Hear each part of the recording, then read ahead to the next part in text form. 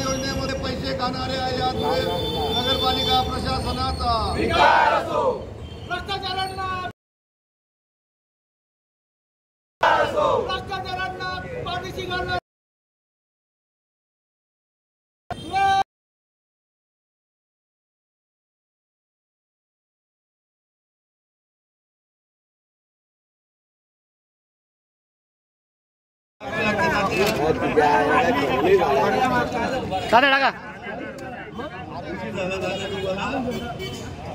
श्राद्ध घाला, श्राद्ध घाला, भ्रष्टाचारांचे श्राद्ध घाला, श्राद्ध घाला, श्राद्ध घाला, भ्रष्टाचारांचे श्राद्ध घाला, श्राद्ध घाला, श्राद्ध घाला, भ्रष्टाचारांचे श्राद्ध घाला, या अतृप्त आत्म्यांचं विकास का पहिया हम तुम्हारे साथ हैं, विकास तुम्हारे बड़ो हम तुम्हारे साथ हैं।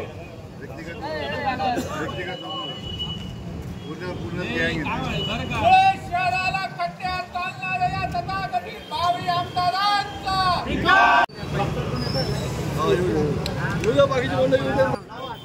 अण्णा घ्या तुम्ही पण दादा काय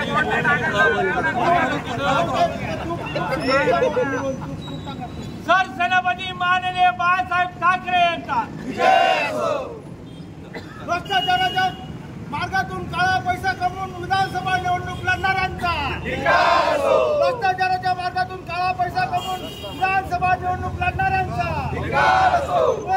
महानगरपालिकेला भ्रष्टाचाराच्या खाईत तोडणाऱ्या भाजपाचा। या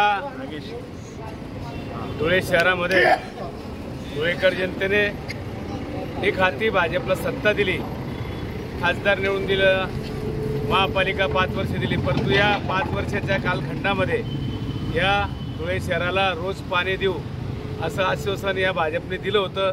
ते रोज पाणी तर जाऊ द्या, 10-10 दिवस मिळत नाही। रस्ते अनेक भागांमध्ये रस्ते नाही, ते रस्त्यांची दुर्दशा वाईट झाली, खड्ड्यांमध्ये रस्ते का रस्त्यामध्ये खड्ड्याची परिस्थिती आहे। अनेक आंदोलनं शिवसेनेच्या माध्यमातून या महानगरामध्ये या प्रशासनाच्या विरोधात, या भाजपच्या विरोधात आमच्या सर्व पदाधिकाऱ्यांनी केले, परंतु कुठल्याच आंदोलनाची दखल घेतली गेली नाही। अनेक चौकशीची मागणी केली, तेही झालं नाही।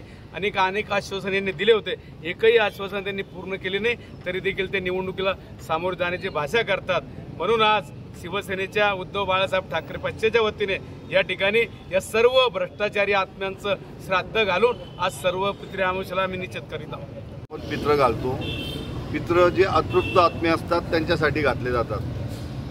5 वर्ष भारतीय जनता पार्टीला या राज्यामध्ये धुळे नगरपालिकेमध्ये लोकसभेमध्ये धुळेकरांनी सत्ता दिली आणि या सत्तेचा दुरुपयोग झाला आणि यांचे भ्रष्टाचाऱ्यांचे अतृप्त आत्मे हे अजूनही प्रसन्न झालेले नाही, तृप्त झालेले नाही। प्रत्येक योजना, अक्कलपाडा धरण 2013ला पूर्ण झालं, त्याचं पाणी जनतेपर्यंत पोहोचवण्यासाठी यांना 2024 आलं तरी पाणी पोहोचवता आले नाही।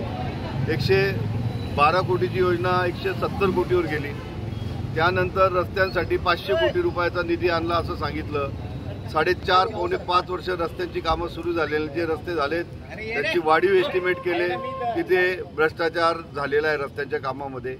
त्यानंतर पुन्हा वेगवेगळ्या योजना आहेत, त्याच्यामध्ये भूमिगत गटार योजना आहे, जी भूमिगत गटार योजना या शहराचे सगळे रस्ते खोदून टाकले आणि या रस्त्यांच्या कामामध्ये टक्केवारी वाढवत गेले। ज्या ठेकेदारांकडनं रस्त्यांची नासधूस झाली आणि 5 वर्षामध्ये एकही रस्ता, एकही भूमिगत गटारचं काम पूर्ण झालेलं नाही।